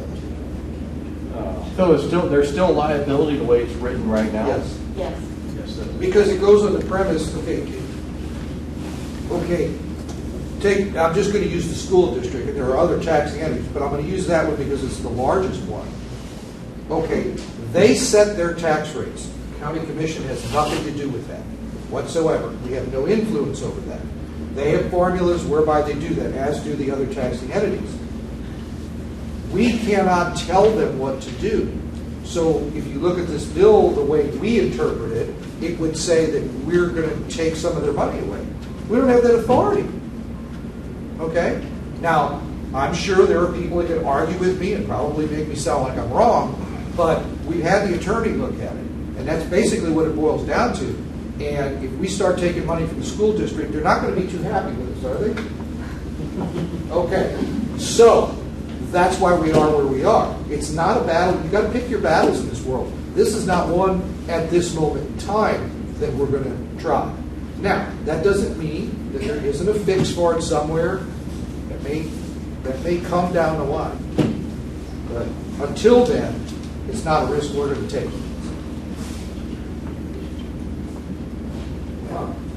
It's obvious that we're in financial problems within the county. That's something we can't argue about anymore other than what we've already done tonight. To compensate for that, I would think that somewhere along the line you're going to have to cut certain types of services. Can you perhaps enumerate on anything that you have already discussed or ideas that you have with regards to offsetting some of these problems we have financially by cutting services or other types of things similar to that that would provide some help to youth in the financial part of that? Unfortunately, as we said before, the roads. We're not upgrading a lot of the county roads. That's a very substantial chunk of cost to go from gravel to paving. And again, other things within that. I know other offices, the sheriff there, he lost a couple of, I think a deputy and someone else that left, he did not replace. So we're doing kind of what they call a reduction in force a little bit. The county clerk, she desperately needs another employee. She looks at this and says, no, I can't justify it. So there's a lot of tightening up of things. And then there's things that we might have projected to do that we're not doing. It's an ongoing thing. And, as we go along, we start looking at a lot of things at the very granular level. Sometimes, save that dime here, save that dime there, suddenly we've got a lot of dimes and, money. So, well, we did something today. Remonumenting project, I think, Yes. that the state is doing. And what that is like a surveyor, the county surveyor goes out, and a lot of these old surveys are based upon a stack of rocks, okay, from the 1800s and early 1900s. $2,000 right there that we have been doing yearly. And we said no, we weren't required to do it. So we said no, there's $2,000. It doesn't sound like much, but when you start moving around to those things, that's when we start moving into being a little, obviously, more frugal. Now, there's nothing wrong with the surveys that need to be done, but we're not required. It's optional. It's optional, so we took the option of not doing it. Right. And it's an ongoing process, to add to what Mark is saying. Obviously, the road stuff is slowed down, and that's a large chunk of the money we spend. I mean, road work is expensive. Asphalt is, I don't know, the last time we checked, to do an asphalt mile of a typical road is probably about $120,000. It's a lot of money. And we're fortunate. Our road and bridge foreman, Scott Schmieder, great guy, and he runs that department like you run a business. He always looks at it, and he knows. We talk to him all the time, and he knows things are bad, and that's why, as equipment and vehicles wear out, and we're running a high mileage fleet, we're buying used vehicles, whereas before we would be looking at new stuff. So, I mean, that's a huge cost savings there. Plus, the maintenance on the older stuff, a lot of that we can do it in-house. New stuff, you're driving a computer with wheels, we can't fix anything, it has to go somewhere and get fixed. Equipment, we've done the same thing. We're trying to squeeze as much as we can out of it. Another example we had, every year we have to have an elevator inspection at the courthouse. And it passed, like it always passes. And then we get the song and dance from the elevator inspectors that, well, that thing is really old and it needs to be updated. Okay, what's that? Well, that control panel's old. Well, that's $115,000 because they want to replace every nut, bolt, and screw in the thing and all that. But there's nothing wrong with it. So we said, you know what? And we had a second bid, which was $150,000. So we said, you know what? The elevator works. We're going to stick with it. There's a lot of things that could be done, and you start removing those. And then you start honing in further and further on efficiency of operation. And I like to think we're pretty efficient as we are. That doesn't mean there aren't ways that you can always find a way to save a nickel here, a dime there, and you just try to weather the storm. We hope, highest hope, somehow there can be a fix for this. In a perfect world, Wholesome gets settled. All kinds of good things happen. We get a hotel built. It's 150 houses. 150. Yeah.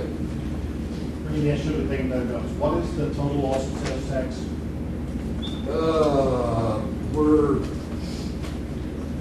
We're right now, I think, Sarah, still, how far behind are we? Okay.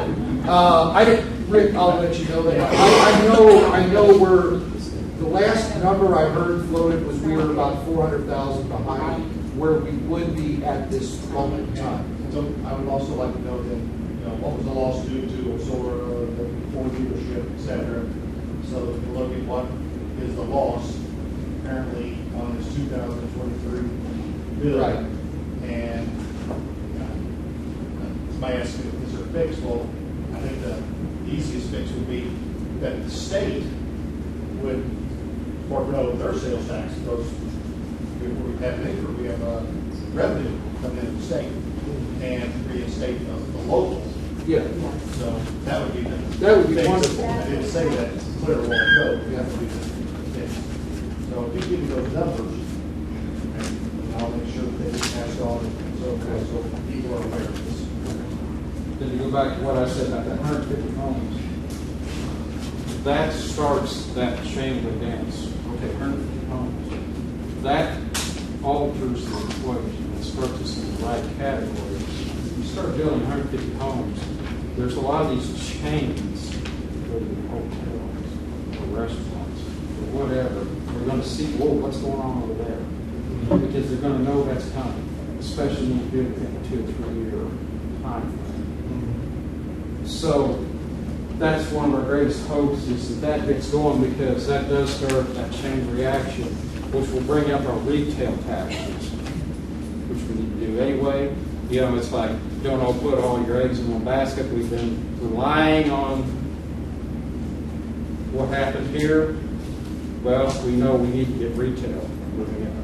Everybody wants it. You know, you want something, you don't want to have to go 30 miles to get. And then also, the short-term bonus of that is, if you're building stuff, you're selling materials, that in and of itself, just the construction of those homes, is going to help us, you know? So there really is no downside to it. I want to get him since you. Yeah, I got that. This is to our legislators. Rick, you said if you could put an amendment in to change this mining law that's affected us so if you and Senator Gannon work together, best case scenario, when could we see a change? August 28th of 2025. Okay, what do you can see the odds of you getting that to pass? Well, my odds are 0 since I will not be the same legislator next year. I am not going to let this go without people knowing about it. We have folks in this room that's going to take my place. That's folks in this room that's going to take Elaine's place. But that's why I think we have this town hall forum so we can hear. I had no idea that we had. I did know we had some sales tax laws because I keep tabs and so forth. And at that time we were thinking it was Ozora. We thought it was Ford. I said, gosh, I hope we can come out of that. And now we dig down deeper and I find out a week ago that it's a bill that is causing this. And so, now we go back and try and fix it. Again, I think the fix is not adding the state back in, but it's adding the local sales tax back in. Right. And maybe it has to be bigger for third-class counties, because maybe we see the first and second-class counties, they got plenty. So maybe it's a bill tailored towards third-class counties, which most of them are here in the state. Right. And so it would be hard to get their support, Yeah. That's why I think it's doable. Right. I had a question for the mayor.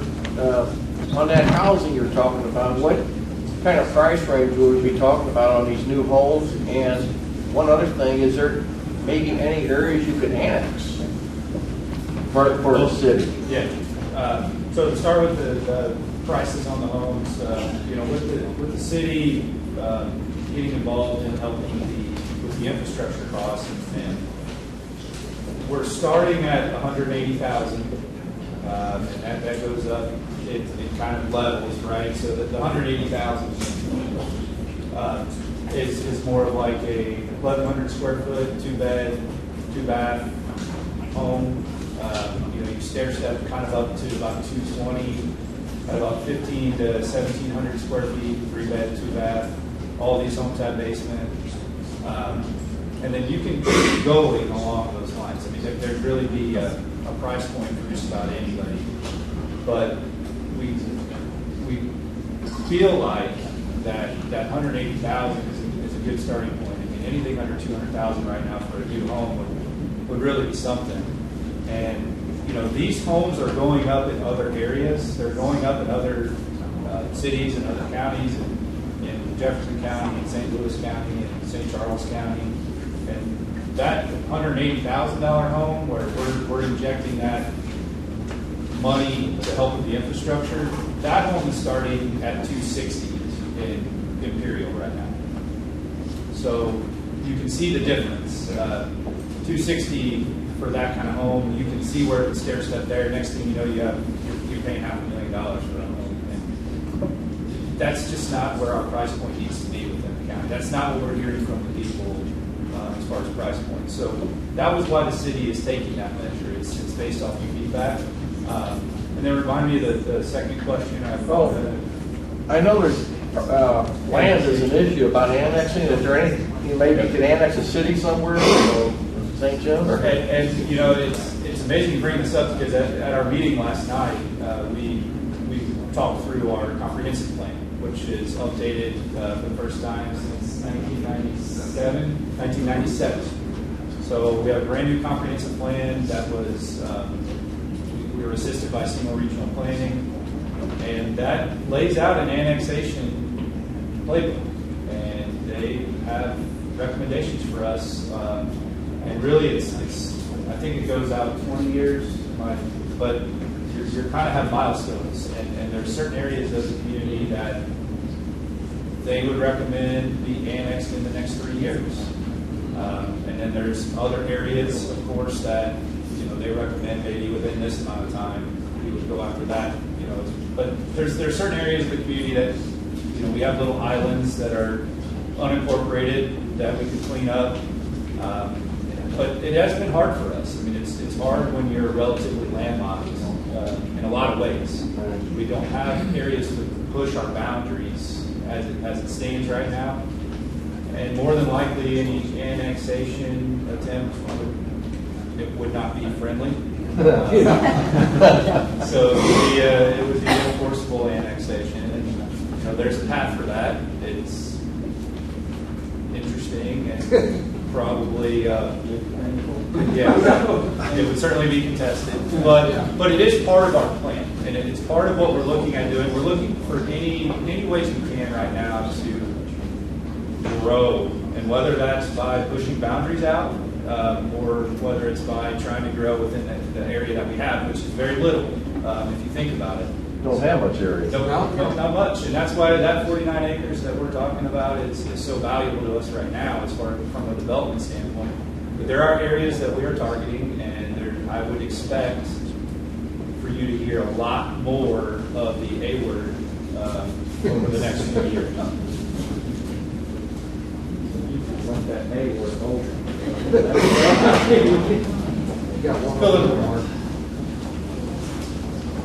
So, I know that it's getting late.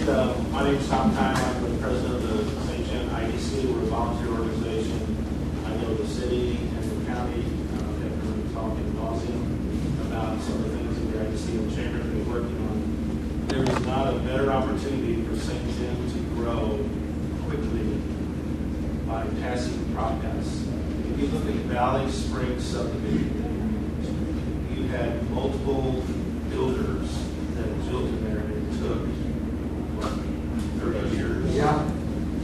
We have walked into a developer that has committed to come in and build 150 plus homes and do it in 5 years. If you want to talk about a community helping itself, you got to have rooftops. The people that put in the shopping center said you will never grow St. John unless you give it rooftops. And going back to where the IDC and the chamber have been involved over the last 6 years in putting together studies and talking with people, talking with employers, it all came down to we have businesses that have their workforce retiring. Just like myself, when I go look around the room and see other people that are retired, I'm not selling my home. I retired. I'm staying here. But people that came in to take my place and others, they have to find homes to live in. And the homes are not available. I can tell you that when we met with all the employers in our community, they were telling us they have 40% of the workforce live out of the county, 50%, 60% of their workforce are traveling, in some cases, an hour and a half to work in St. John. Well, guess what? With gasoline, with the economy, if that person can find a job closer to home, what are they going to do? They're going to take a job, and we're going to be in the same position again, that they have to recruit people, and they have no place for them to live. When we put together this program, we looked at the communities from around us. We looked at Perryville, we looked at St. Francis County, Farmington. In a 3-year period,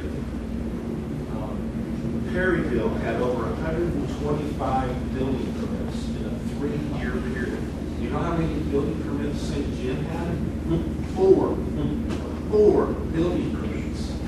We have the opportunity to help ourselves, to bring business in, to have homes, and really to help our workforce to have places for their employees to move to St. Jim and spend their money here instead of watching those cars at 4 o'clock, 5 o'clock, a constant stream out 32 to 55 to Farmington to everywhere else. And I have to commend the city and the county for working together. The chamber is in full support. And if you will share this information with your neighbors and your friends, St. Jim can take a step that we probably will never have an opportunity ever again to grow like we can grow. So I hope that you will get the word out with op-eds. It's so important. And it's going to fix streets. And when you think about this other part of this, is the subdivision, even though there's dollars going to the subdivision for infrastructure, those new dollars coming in are going to pay for that. And then you just have a constant stream of income in the future. It's not income that will stop. It will keep growing and growing and growing, and we'll get retail, we'll get people. I gotta get on this. Good job, Tom. Hey, Tom, can we, if you're gonna fix streets, can we kind of get some of that for? Anyway, I appreciate you showing up tonight. Yeah.